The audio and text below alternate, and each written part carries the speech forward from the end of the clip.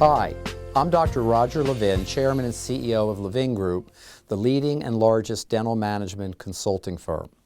I've been doing a lot of work on my new book. I'm now in the editing stage, called New Rules for Increasing Practice Production. And one of the rules we're going to talk about in this presentation is the rule that says you schedule for production. Now, that's not what you think it is. It sounds like a simple sentence, schedule for production, and you say, well, of course, we should do that. But at Levin Group, scheduling for production is actually a philosophy or a concept.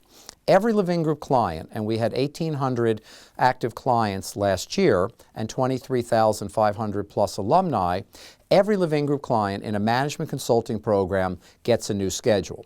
The reason is that we've got a complete mathematical set of formulas that have been proven over the last 29 years as to how you establish a schedule, make it work, low stress, and create the right flow for the practice.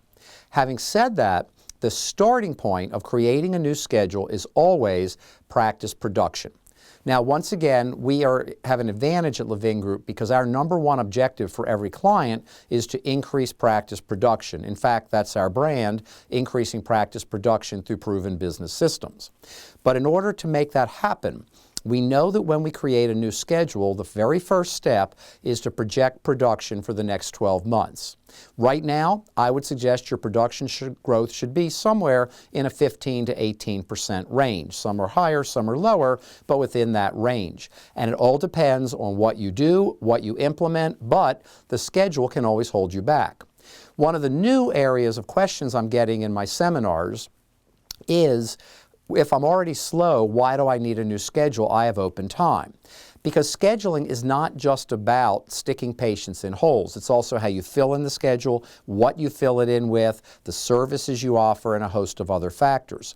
And one of the biggest mistakes that dentists make is not understanding that having openings does not mean you can ignore developing the ideal scheduling system. But it all starts by knowing the production you want to achieve. Very few dentists actually have a production goal for the year written down, discussed with the staff, regularly reviewed, and I encourage you to do that. When you start scheduling for production, your production is going to increase.